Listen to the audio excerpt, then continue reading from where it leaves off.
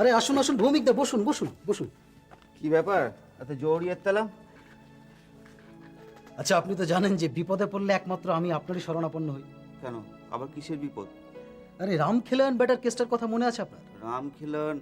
হ্যাঁ, ওই Mauritius Turner কোম্পানির দারোয়ান ক্যাশিয়ারকে খুন করে টাকা নিয়ে উধাও হয়ে গেছিল, তাই তো? মনে রেখেছেন। শুনুন না, এই লোয়ার কোর্টে ওদের পানিশমেন্ট হওয়ার পর ওরা সুপ্রিম কোর্টে আপিল করেছে। এখন ওদের কেসটা শুনানি শুরু হচ্ছে আগামী সোমবার। ও, তার মানে তুমি সোমবার কলকাতায় থাকছো না, দিল্লি যাচ্ছ, তাই তো? এক্স্যাক্টলি, ঠিক ধরেছেন। এদিকে একটা সমস্যা হয়েছে, বুঝলেন? কি সমস্যা? সমস্যাটা হচ্ছে যে এই স্পন্দন হসপিটালের ডাক্তার ডক্টর নক্ষত্র রায়ের এগেনস্টে অলোক মিত্রের স্ত্রী তিথি মিত্র স্যুট ফাইল করেছে। এখন সেকশন 304A আইপিসি অনুযায়ী gross negligence in treatment and palpable attempting to murder and cause death. হ্যাঁ, তো তো দেখুন, এই ওদের কেসটারও শুনানি শুরু হবে আগামী সোমবার। এখন আমি হচ্ছে তিথি মিত্রের অ্যাডভোকেট, ওরা আমার উপর খুব ডিপেন্ড করে আছে, কিন্তু আমি দুটো দিক কি করে সামলাই বলুন তো? তোমাকে তো আবার দিল্লি যেতেই হচ্ছে। যেতে তো হবেই, আমি কোম্পানি রিটেনার, ওদের নুন খেয়ে রেখেছি, এখন গুনগার ব্যাপারটা অস্বীকার করি কি করে? তার মানে তুমি চাইছো?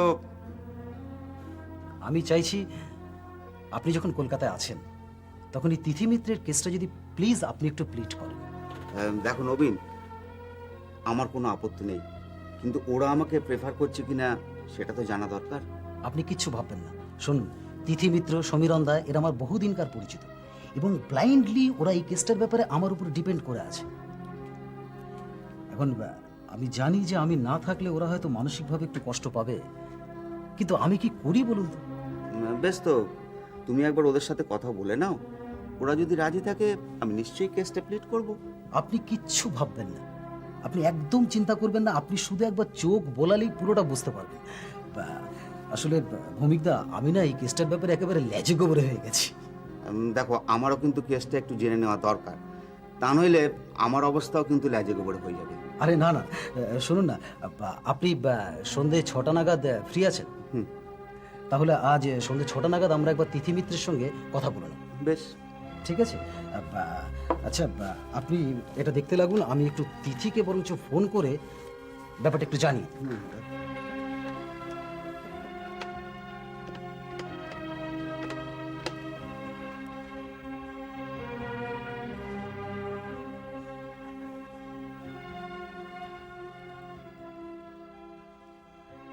আমি জানতাম আপনি আসবেন।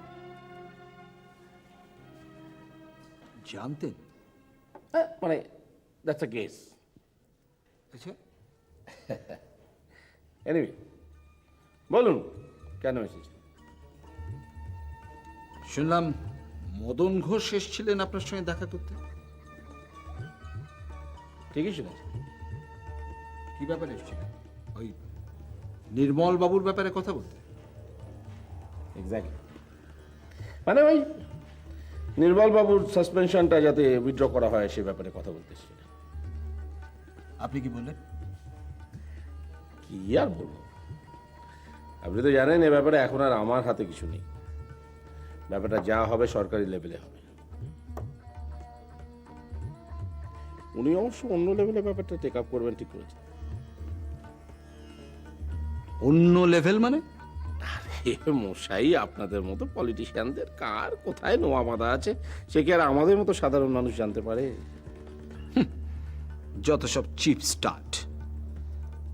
জেগে শুনুন স্যার, একটা কথা বোধহয় আপনার জেনে রাখা দরকার, যে ওই নির্মল চক্রবর্তীদের মতো মানুষ, মানে যাদের ডিসঅনেস্টি অলরেডি প্রুভড, তাদের যদি রিইনস্টেট করবার কোনো চেষ্টা করেন আমরা বাধা দেব।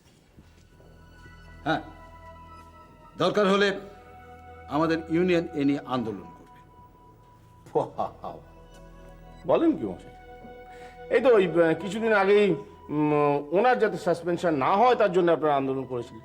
ভুল করছেন স্যার, আন্দোলন করিনি, আন্দোলন করবার কথা বলেছিলাম। আর আপনি তো জানেন যে আমাদের পার্টি এই ধরনের ডিসঅনেস্ট বদমাইশদের কখনো প্রশ্রয় দেয় না। আর সেই আন্দোলনও আমরা উইথড্র করে নিয়েছিলাম আপনার রিকোয়েস্টে, কারণ ঠিক তখনই ফরেন ডেলিগেটসরা হসপিটালে এসেছিল। আশা করি কথাটা আপনার মনে আছে। Oh yes, yes, of course, I am thankful to you. I am thankful for that. কিন্তু এটাও তো ঠিক যে আপনারা চাইছিলেন যে ওর সাসপেনশনটা হোক। হ্যাঁ, চাইছিলাম, নিশ্চয়ই চাইছিলাম, কিন্তু এখন চাইছি না। কারণ পরিবর্তিত পরিস্থিতি। এখন এই নির্মল বাবুকে রিইনস্টেট করা নিয়ে মদন ঘোষরা যদি এই হসপিটালে কোনো রকম অশান্তি করার চেষ্টা করে, সেটা আমরা মেনে নেব না। দেখুন, সত্যি কথা বলতে কি, এ ব্যাপারে আমার তো কোনো ভূমিকা নেই। আমার ভূমিকা একজন নীরব দর্শকের, সেটা আমি একেবারে সঠিকভাবে পালন করব। তাহলে খুব ভালো। আসলে আমরা চাই না যে এই হসপিটালে কোনো রকম অশান্তি হোক, মানুষ কোনো রকম পরিষেবা থেকে বঞ্চিত হোক, সেটা আমরা কখনোই চাইনি, আজও চাই না। এবং ওই মদন ঘোষরা যদি কোনোভাবেই হসপিটালে কোনো রকম গন্ডগোল করবার চেষ্টা করে, আমরা সেটা রেজিস্ট করব। Good, very good intention. আপনাকে একটা প্রশ্ন করি, করুন। আপনি মনে করবেন? হ্যাঁ হ্যাঁ, বলুন। এমনি সাধারণ একটা মানে কিছুদিন আগে অবধি তো আপনার এবং মদনবাবুর মধ্যে একটা ভীষণ মাখো মাখো একটা সম্পর্ক ছিল, খুব গলায় গলায়, কথায় কথায় মিটিং, ওঠা বসা একেবারে। তো হঠাৎ কি এমন ঘটলো যে এই গভীর প্রেম এক মানে ভাবটা চটকে গেল? স্যার, আপনি তো শিক্ষিত মানুষ, অনেক লেখাপড়া করেছেন, থিওরি অফ রিলেটিভিটি সেটাও আপনি জানেন। এই সংসারে তো অ্যাবসলিউট বলে কিছু নেই, সবই রিলেটিভ। পরিস্থিতি বদলাচ্ছে, আর সেই পরিস্থিতি অনুযায়ী কখনো প্রেম, আবার কখনো শত্রুতা।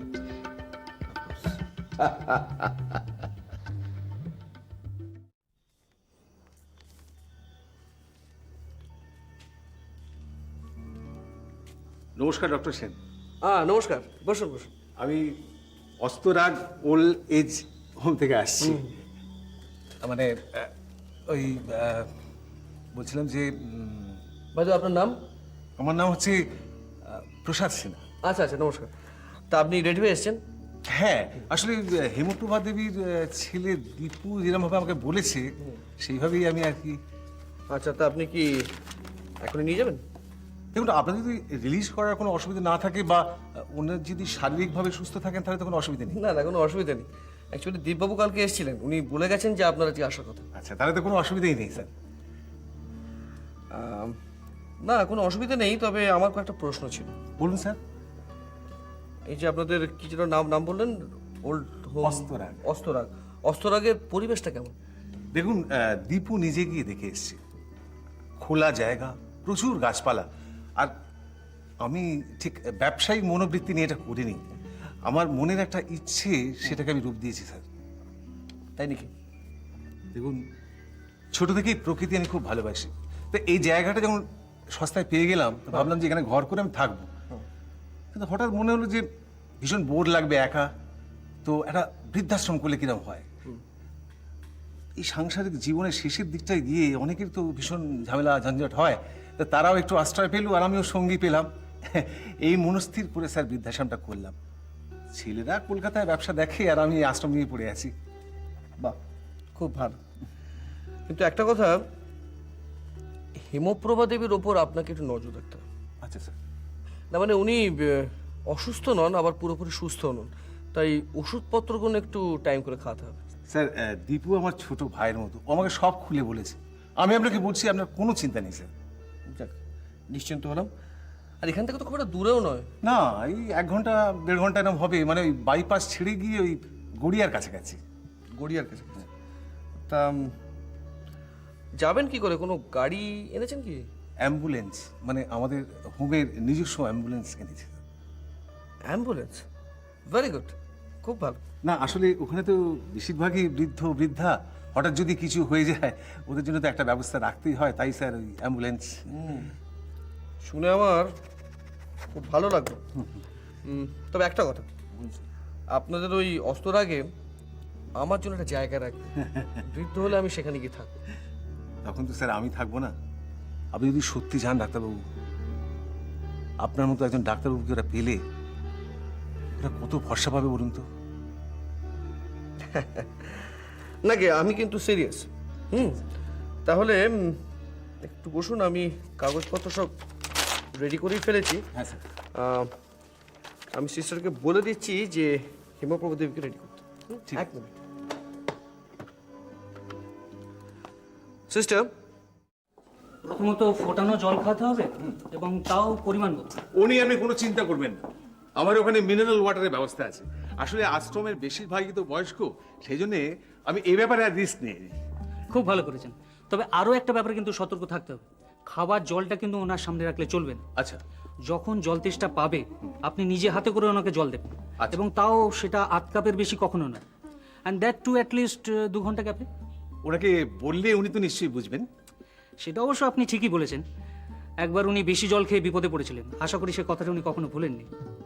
আর প্রেশারটা ওটা কিন্তু রেগুলার চেক করতে হবে। আচ্ছা আর যদি দেখেন অ্যালার্মিং স্টেজে আছে, then in that case then and there আমাদের ফোন করে জানাতে না, কিন্তু ভুলবেন না। আপনি উনি একদম চিন্তা করবেন না, ডক্টর সেন আমাকে সব বলে দিয়েছেন। ওকে, তাহলে তো আর কোনো চিন্তাই নেই। এবার তুমি যাও শুভ্রাংশু, আর সময় নষ্ট করো না। বেশ, শুনুন, আপনি কিন্তু একদম টেনশন নেবেন না, কেমন? আর যদি কোনো অসুবিধা ফিল করেন আপনি প্রসাদবাবুকে বলে দেবেন, উনি আমাকে ফোন করে সব বলবেন। অত ভাবছো কেন? ওখানে আমি ভালোই থাকবো। শুধু একটাই কষ্ট হবে, তোমাদের এই হাসি মুখগুলো আমি আর দেখতে পাবো না। কেন দেখতে পাবেন না? আমি তো আপনাকে কথা দিয়েছি মাঝে মধ্যে গিয়ে আপনাকে আমি দেখে আসবো। তোমার সময় কোথায়? আরেকজনের সঙ্গে তো দেখাই হলো না যাবার আগে। ও, আপনি স্যারের কথা বলছেন? আসলে বিভিন্ন ঝামেলা উনি এমনই বিপর্যস্ত, এই কয়েকদিনের মধ্যে ওনার কেস উঠবে আদালতে, তাই। হ্যাঁ, ও তো আমাকে একেবারে পর করে দিয়েছে, ভুলেই গেছে এই মাসিমা। আর যা হোক, ওর দুঃখের এতটুকু ভাগ নিতে পারতো। চলি, সমুদ্র। ভালো থাকবে। থাকবো, তোমরাও ভালো থেকো ভাই। তোমাদের মঙ্গল হোক। তোমাদের কথা আমি সব সময় আমার মনে মনে ভাববো। যাও, কাজ করো গিয়ে। এটুকু পথ আমি প্রসাদ বাবুর সঙ্গেই চলে যেতে পারবো। হ্যাঁ হ্যাঁ, গেটের কাছে অ্যাম্বুলেন্স আছে, আপনার কোনো অসুবিধা হবে না। তোমাদের কথাও আমি কোনো দিন ভুলবো না। কত করেছো আমার জন্যে। এই ঋণ আমি সারা জীবন বয়ে বেড়াবো। চলি ভাই, আসুন আসুন। চলি। দিন ব্যাগটা দিন, আসুন।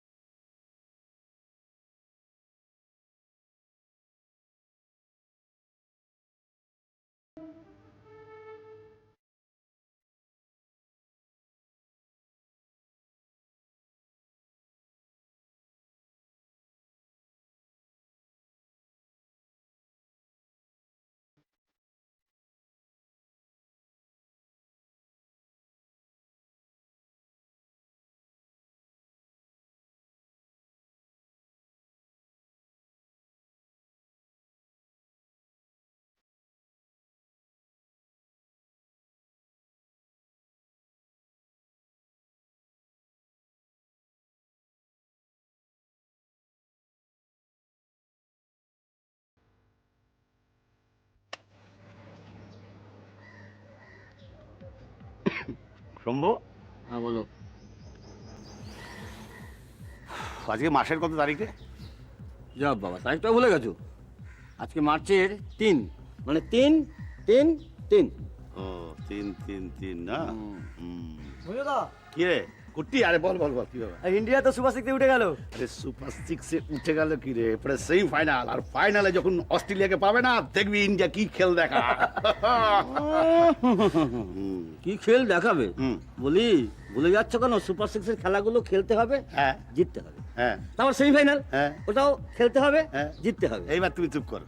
খেলতে হবে জিততে হবে হ্যাঁ। খেলতে হবে জিততে হবে হ্যাঁ। তুই তো একটা চোলাই শম্ভু, তুই আবার ক্রিকেটের কি বুঝিস রে? আরে আমি বলিনি রে বাবা, শ্রীকান্ত বলেছে। শ্রীকান্ত হ্যাঁ শ্রীকান্ত। কি? আরে, শ্রীকান্ত শ্রীকান্ত ও, যে ওই যে ইন্ডিয়া টিমে ক্রিকেট খেলতো না, ও সেই শ্রীকান্ত। আচ্ছা। ও কি বলেছে জানো? কি বলেছে? আরো বলেছে, হুম। শুনলে না মাথা গরম হয়ে যাবে। কি? সৌরভের নাকি 14 নম্বরে খেলা উচিত। হ্যাঁ 11 জনের টিম হ্যাঁ। 14 নম্বর কি করে সৌরভ খেলতে যায়? না, ওই শ্রীকান্ত শ্রীকান্ত শ্রীকান্ত ওটাই বলবে, কিন্তু শ্রীকান্ত নয়, ওটা শ্রীকান্ত। শ্রীকান্ত ওটা শ্রীকান্ত শ্রী শ্রী হ্যাঁ কি বললে কি বললে? শ্রীকান্ত আরে দূর, একই তো হলো। আমি শ্রীকান্ত বললাম আর তুমি শ্রীকান্ত বললাম। ওই হ্যাঁ কাল কাল হ্যাঁ, হ্যাঁ, কাল, হ্যাঁ, ঠিক কাল। ঠিক ঠিক আছে, ঠিক আছে। হ্যাঁ। তুই তো ছোট ছোট বিয়ে, তুই তো ছোট গাধা, আর ওই শ্রীকান্ত হচ্ছে তোর চেয়েও বড় গাধা। তুমি না, তোমার এই একটা দোষ, তুমি সবাইকে গাধা বানিয়ে দিচ্ছ। গাধা বানাবো? শ্রীকান্তকে তুমি গাধা বানিয়ে দিচ্ছ। গাধা বানাবো না। বাহ বাহ, অত একটা প্লেয়ার। ওই দেখ, তুই যদি ক্রিকেটের যদি তুই ইতিহাসটা দেখিস না, তাহলে বুঝতে পারবি যে শ্রীকান্ত 15 মিনিটের বেশি তুইজের মধ্যে দাঁড়িয়ে কোনদিন ব্যাট করেনি। তারপরে কি জানিস তো, এমন আনারি প্লেয়ার জানিস তো, অপে একটা বল আসছে, অপে তো মারলো, কিন্তু ওটা গেল একদম লং আর্ম দিয়ে বেরিয়ে সোজা ছয়। এইটা ঠিক বলেছো। সারা জীবনে জানিস তো কুতে কুতে কুতে কুতে ওই দুটো বেশি সেঞ্চুরি করে। তাই? মাত্র দুটো করেছে? না, এ হয় নাকি? সে অত একটা কথা বললো কি হ্যাঁ, করে? সে বলেছে বলেছে তো কি হয়েছে? তাহলে আমাদের ইন্ডিয়া জিতছে তো? জিতছে বলে? আরে জিতে গেছে, আরে জিতে গেছে রে, আরে কাপ নিয়ে দেশে ফিরছে। বোঝোদা, যদি ইন্ডিয়া জেতে হ্যাঁ। আমি কথা দিচ্ছি তোমায় 1 গ্লাস মাল ফ্রিতে খাও। বুঝলাম, মারবো এক থাবড়া। কেন কেন কি? তুই কি প্রজলকে কি বিক্রি পেয়েছিস নাকি? না, আচ্ছা, ও, হ্যাঁ। চোলাই শম্ভু, সালা তুই চুল্লু খেতে বলছিস আমার? শোনো শোনো, হ্যাঁ শোনো শোনো শোনো শোনো, তুই তো চলে খাও আমি জানি, ঠিক আছে, আমি কথা দিচ্ছি যদি ইন্ডিয়া জেতে তোমায় আমি বড় পাইট বিরাটি খাও। আরে মাইক বাজিয়ে ড্যান্স করবো। না না না না, ওটি করো না। কেন, কেন, কেন? মাইক বাজাতে যেও না, কেন? এটা হসপিটাল, হ্যাঁ। হসপিটালে অনেক পেশেন্ট আছে, তাদের অসুবিধা হবে। ডাক্তার নক্ষত্র রায় পেশেন্টদের জন্য ঘুম হয় না। ও কি বলছিস জানিস তো? মানে তোর পেশেন্টের কথা ভেবে ভেবে তোর ঘুম হচ্ছে না, নক্ষত্রের মতো। কি আশ্চর্য, হসপিটালে পেশেন্ট হয়েছে আমার মাইক বাজিয়ে। না না না, এটা মানতে হলো না। দাঁড়া দাঁড়া দাঁড়া দাঁড়া, টাইম বাবা হয়ে এসছে খেলার, এটা কিন্তু ভাইটাল খেলা, আজকে আমার দেখতে হবে, যে দেখে আজকে আসলে কি কি vital খেলা? শোনা, এই গ্রুপের থেকে সেমিফাইনালে কে উঠবে সেটা দেখতে আর হবে। আজ তো ইন্ডিয়া কোনো খেলা নেই। আর ইন্ডিয়ান না থাকুক তাতে কি হয়েছে, একটা ভাইটাল ম্যাচ তো, কে এই গ্রুপ থেকে সেমিফাইনালে যাবে সেটা দেখতে হবে না। হ্যাঁ, হ্যাঁ, হ্যাঁ শোন না, আমি কোয়ার্টারে যাচ্ছি, হ্যাঁ ওখানে গিয়ে টিভিটা খুলে বসি, বুঝলি? হ্যাঁ চল, আমরা চলি। তোর চল, যা, ডিউটি চল। ক্রিকেটে বল, যা, যা, যা, যা, যা। হ্যাঁ চল চল চল, চল করিতে। এই স্যার আমি চলি। চলি মানে? এখন তো ডিউটি ওভার হয়নি, সব 2:30 বাজে। আরে অমন করে দেখার কি হয়েছে? না আমি ভাবছিলাম যে আপনি কি সুপার সাহেবের অ্যাসিস্ট্যান্ট হয়েছেন নাকি, মানে ঘড়ি থেকে বলছেন কে কখন আসবে কে কখন যাবে। আমি চলি স্যার। বাজে কথা বলো না বুঝলাম। চলো আমি এখন উপরে যাবো। যান না, আমি তো বারণ করিনি, যান। তার মানে তুমি বলতে চাইছো তুমি এখন লিফট চালাবে না? এখন এখন আমি লিফট চালাতে পারবো না, একটা ভাইটাল খেলা আমার দেখতে হবে স্যার, আমি টিভি দেখবো, যাই। রোজলাল, আমি কিন্তু সুপারের কাছে তোমার নামে কমপ্লেন করতে বাধ্য হব। আপনি স্যার সুপারের কাছে কমপ্লেন করুন, সিএমওর কাছে করুন, মিনিস্টারের কাছে করুন, তাতে ব্রজুলালের চলি।